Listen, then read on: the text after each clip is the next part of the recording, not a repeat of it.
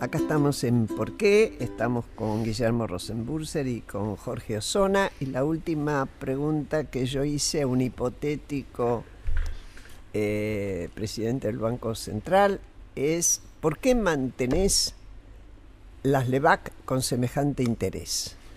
¿Cómo se les ocurre a ustedes que respondería Sturzenegger? Yo creo que Federico, en primer lugar, es un gran economista. Me parece. Y eso lo dice un gran economista. Me parece que le falta mucho calle para hacer política económica. Vamos a invitarlo a recordar. Sostiene una teoría que aprendió donde fuere y no la No pone está a prueba a flexibilizar. con la realidad. Y sinceramente creo que el enfoque conceptual que él tiene sobre las causas de la inflación y sobre la forma de combatirla, a mi juicio, no se ajusta a la realidad de nuestra economía. ¿Por qué, Jorge? Mira, yo creo que hay una cuestión de ansiedad, ¿no? Es la ansiedad por bajar el corrosivo inflacionario. Yo creo que eso, de una u otra manera, siempre produce alguna tentación de convocar a economistas vinculados a la escuela de Chicago, ortodoxos, etcétera, ¿no? Y creo que Sturzenegger, de una u otra manera, participa de esa visión. Ahora, de todos modos, creo que hay un elemento positivo, ¿no? Pensando en experiencias anteriores, Willy recién las mencionaba, como por ejemplo la de los tiempos de Martínez de Oz o del menemismo, ¿no? El atraso de cambio era notorio, pero sin embargo no había conciencia y se pensaba que voluntarísticamente se lo podía resolver. Hay frases en ese sentido elocuentes al respecto: el que apuesta al dólar pierde, el que juega al dólar se va a quemar las manos, y después se produjo una devaluación del 400% en tiempos de Sigó. Y en la época de los 90 lo mismo, si bien ya el caballo final de Menem plantea la idea de una canasta de moneda, después justamente se fue hacia la línea ortodoxa de Roque Fernández, bueno, y ahí quedamos hasta el estallido del 2001, ¿no? Y que Cavallo bien poco pudo hacer durante esa etapa final del gobierno de la Rúa. Creo que el presidente en esta oportunidad es consciente de esto, es consciente de que hay ahí un desajuste, ¿no?, entre el tipo de cambio, la inflación, y que de una o de otra manera hay que resolverlo. Uno podría decir, pero ¿cómo puede ser de que no fueran conscientes antes? Porque creo que la vorágine del corto plazo en la Argentina determina que muchas veces los políticos viven en su mundo y ese mundo termina escindiéndolos a tal punto de la realidad que finalmente le termina atando las manos. Creo que es una cuestión de perspectiva, ¿no? Sobre todo en estas situaciones tan volátiles políticas, económicamente hablando. Yo agregaría que Piensen que están aconsejando, Sí. que la fijación tan excluyente en bajar la inflación hace olvidar un problema igualmente grave, que es lo que está pasando con nuestro balance de pagos. Y lo que tenemos ahí es un aumento sostenido del déficit en la cuenta corriente, porque los gastos en turismo están volando, las compras en el exterior están volando y las exportaciones están estancadas. El riesgo además es que si la economía se recupera, las importaciones crezcan todavía más rápido. Claro. Entonces, Es decir, que la demanda vaya más a artículos importados que a los fabricados acá. Tal cual. Yo ahí además agregaría un punto que a mí no me gusta nada de la reforma tributaria, que es la baja de los impuestos a los autos de alta gama y a las embarcaciones. Cuesta entenderlo, ¿no? Y a mí ¿Por qué? Yo no lo entiendo, la verdad. La verdad que Yo no lo entiendo. cuesta entenderlo porque, a ver, si yo fuera kirchnerista diría, simplificando en ese discurso simplificado, bueno, porque este es un gobierno para ricos. En realidad, ¿cuánta gente es eso del sumum del consumo? ¿Es un 2%, 1%? ¿Cuánto es de toda la población? Sí, muy poco. Por lo tanto, la verdad que no es... ¿Y para qué? La pregunta, ¿no? Y encima vos tenés, la verdad que un tipo de cambio atrasado y protección bastante extendida para los productos de Tierra del Fuego, para una serie de actividades que no compiten, no son competitivas. Bueno, esto es una herencia. Y a que eso es sí, difícil, pero le ¿no? tenés que dar como una señal de hacia dónde va. Si la señal es que esto va aparentemente a permanecer no se sabe por cuánto tiempo. Entonces, para mí ahí hay una dificultad. Y el asunto es que entonces, además, hay una paradoja. Entran muchos dólares por el endeudamiento del gobierno y por lo que los economistas llaman el carry trade, que es la bicicleta financiera de gente que trae dólares para poner en Levac. Lo cambia a pesos y compra Claro. Levac. Ahora, paradójicamente ahí es otra manifestación de la heterogeneidad. Los medianos, pequeños ahorristas que no están en ese juego siguen comprando dólares a un ritmo muy acelerado. Estamos en los 2.000 millones de compras por mes, que son 24.000 millones de dólares por año. Es mucho, digamos. Entonces, y no se reinvierten. hay mucha fragilidad externa. Y ese, de vuelta, es un problema que, a mi juicio, reclama una mucho mayor atención, digamos, ¿cierto? Si vos querés a toda costa bajar la inflación, no lo conseguís hacer rápidamente y pensás que solo cuando resolvés el problema de la inflación, secuencialmente, vas a mirar qué pasa en el sector externo, me parece que podés llegar tarde a la solución de este problema. Jorge. Mira, yo creo que acá estamos ante un problema. Vamos a volver un poco a la política y a la historia, ¿no? Que bueno, es lo mío, cada maestrito Está con muy su bien, librito, claro. ¿no? Creo que estamos ante una situación novedosa, ¿no? En primer lugar, por primera vez, ¿no? Gana un partido no peronista en un contexto de pulverización política como el que se abre a partir del 2001 y que continúa, ¿no? Y una fuerza, digamos, con capacidad, con perspectivas de competir respecto del peronismo. Ahora, esto produce una paradoja. Tan competitivo resultó que finalmente, si uno se pone a pensar, estamos ante una situación de partido dominante por la simple y sencilla razón de que el otro competidor, evidentemente está pulverizado. Esto hace prever, ¿no? Movimientos de migración y de inmigración en el proceso de conformación de una fuerza que no sabemos qué dirección va a tener. En ese contexto creo que acá estamos ante una nueva macroeconomía que surge aproximadamente a fines de los 80, principios de los 90, y como pasó en etapas históricas anteriores, le cuesta bastante a la clase dirigente argentina administrar la macro, reconocerla y administrarla. Willy, vos recordarás que recién a mediados de los 60 se aprendió a administrar, ¿verdad? El ciclo del stop and go. El ciclo del stop and go. Y fíjate vos que... ¿El ciclo de qué? Del stop go, es decir, del impulso de tensión. Déjame buscar, por favor. Sí, de una economía con ciclos muy cortos Está.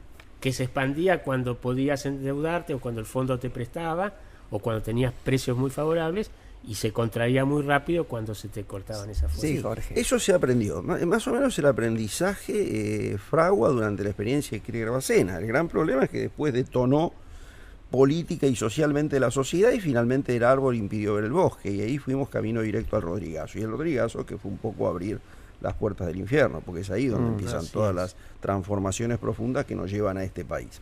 Ahora, la cuestión es que recién ahora estamos advirtiendo cómo es este monstruo o cómo administrar todo esto y cómo administrar reconociendo los grandes actores socioeconómicos del juego, ¿no? El otro día le preguntaba a mis alumnos de la universidad, bueno, ya que, ¿no?, hemos sido tan expertos en identificar los actores del modelo agroexportador, yo no creo nada en esto, ¿no?, de la industrialización por sustitución de importación, o es el desarrollismo. ¿Qué idea podemos establecer del capitalismo actual?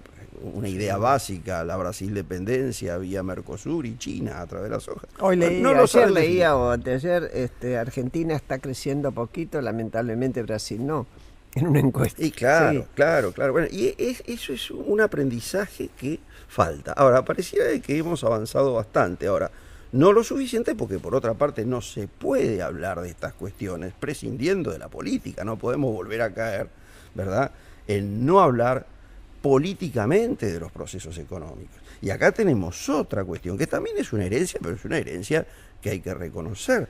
Un país que tiene 30 millones de pobres, se tiene que hacer cargo de esos 30 millones de pobres, porque si no es sencillamente inviable. Entonces, Es una explosión. en el proceso de aprendizaje de cómo hacer economía, cómo administrar la macroeconomía, tenemos este nuevo elemento, este nuevo factor que, por cierto, en los años 60 no lo teníamos. Es decir, lo razonable, según un economista ortodoxo, estos que andan dando vuelta por ahí, bueno, olvidemos, no, tirémoslo del mapa y listo, que de hecho fue lo que hicimos en reiteradas veces desde mediados de los años 70, pero sabemos que eso genera condiciones sociales explosivas, mucho más para un partido, como para una coalición como Cambiemos, que tiene aspiraciones políticas de ser una fuerza popular y vaya si lo es. Entonces, hay como una especie, yo creo que acá hay una limitación, Willy, ¿no?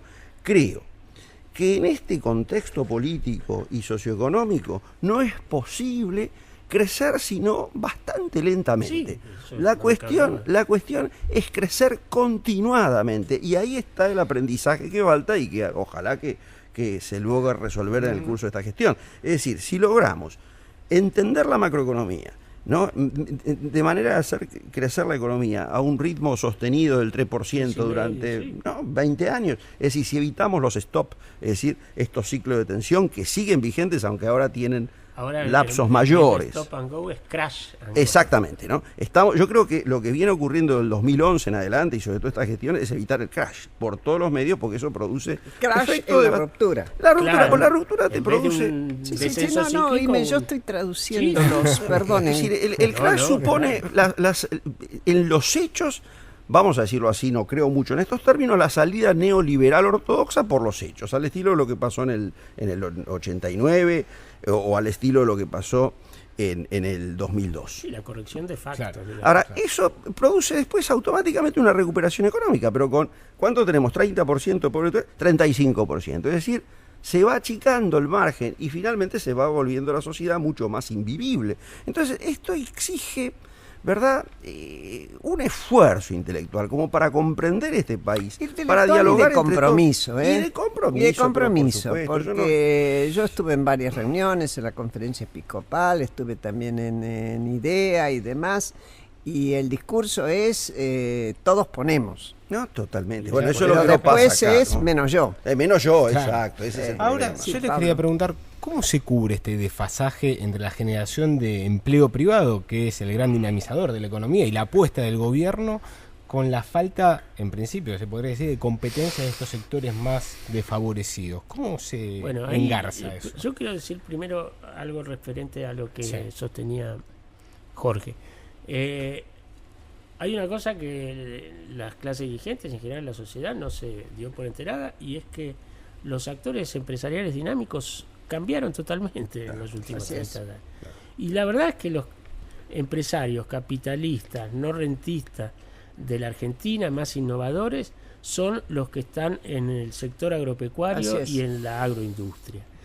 Y es de ahí donde tenemos que tirar para diversificar la economía y hacerla crecer. No hay una sola bala, no es que el campo nos va a salvar, ni la industria nos va a salvar, ni el sector financiero nos va a salvar. Tenemos que lograr una economía que combine esas cosas, pero si va a haber una locomotora, va a estar en esas actividades. Sigue estando ahí. Y sí. En segundo lugar, quiero decir que cuando es también cierto que cuando uno quiere hacer críticas o constructivas bien intencionadas hacia el gobierno, la grieta y las dificultades muchas veces te emblocan en que, bueno, vos sos un opositor y no te escuchamos, ¿no? Ese es un problema que yo lo vivo, digamos, ¿no es cierto? Y siendo muy amigo de mucha gente que está en el gobierno. Hay un emblocamiento, muchas veces un encierro defensivo, exactamente. Defensivo. Digamos que en psicoanálisis se llama mecanismo de defensa, que es la negación. Ahora ya sabemos que los entornos son muy problemáticos, digamos, ¿no es cierto? Ya pasó con el menemismo y Cavallo, pero hay una diferencia, porque Menem no se jactaba de saber. Bueno, además, sí. En cambio, acá creo que todos quienes tienen responsabilidades asumidas desde la política también saben del tema gerencial, no serán economistas expertos y demás, Por ejemplo, imaginarse a un Macri muy enojado el otro jueves y decidido a firmar un decreto de necesidad y urgencia.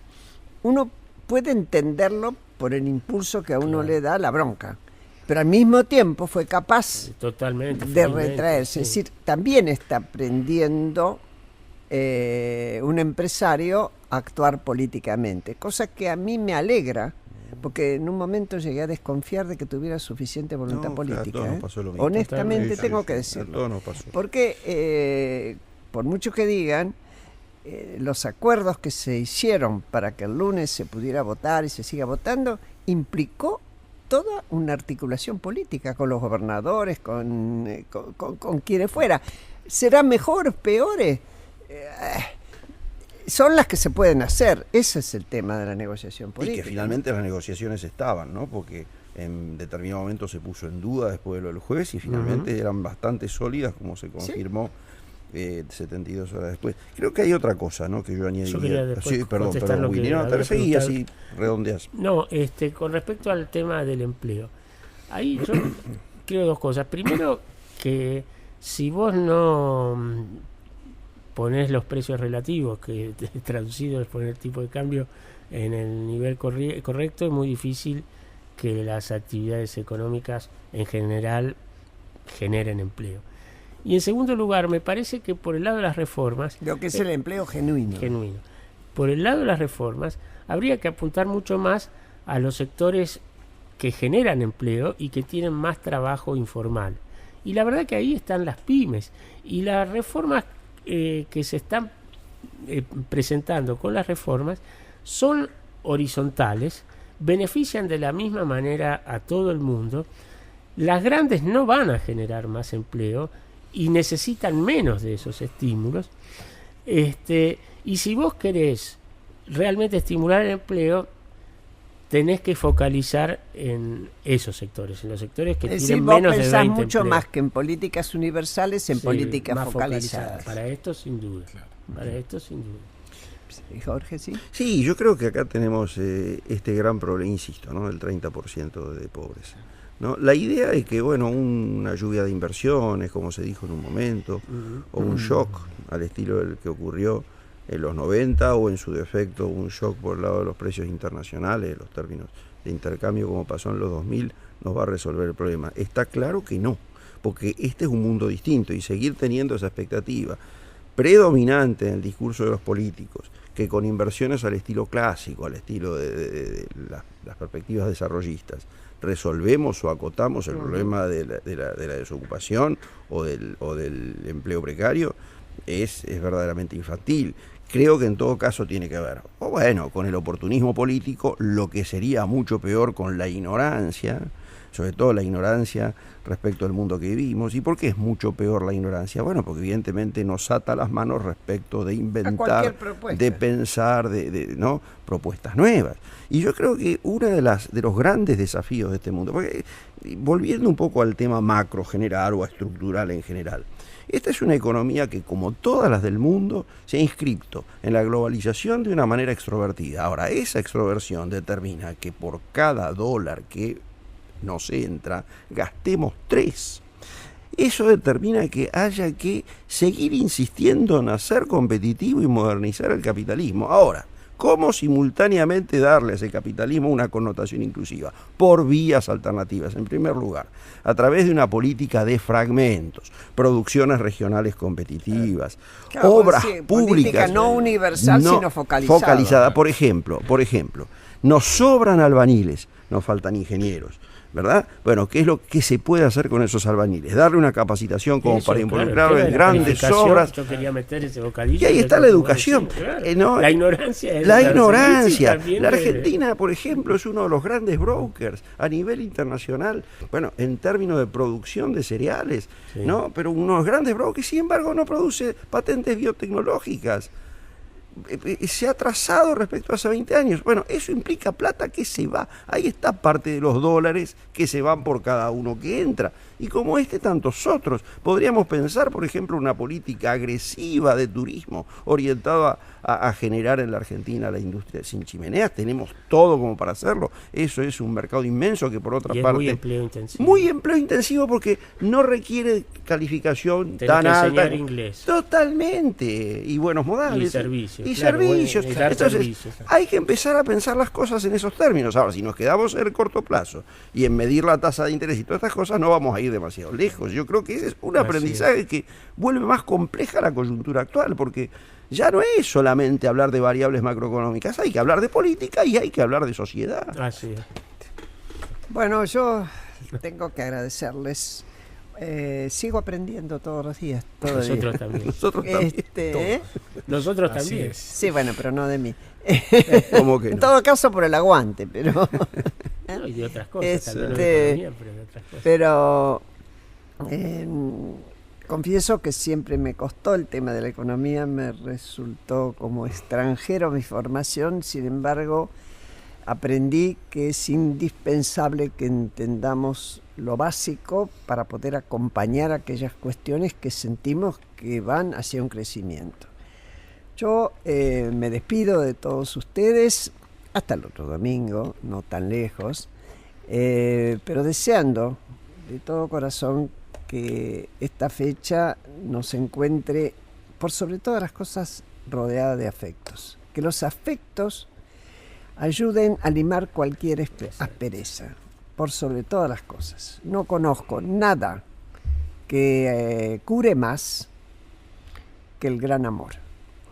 Un abrazo a todos, que tengan felices fiestas, aún aquellos que no sean creyentes, pero la fiesta es la fiesta. La fiesta es la fiesta. Y la familia es la la familia. familia, tal cual. Exactamente.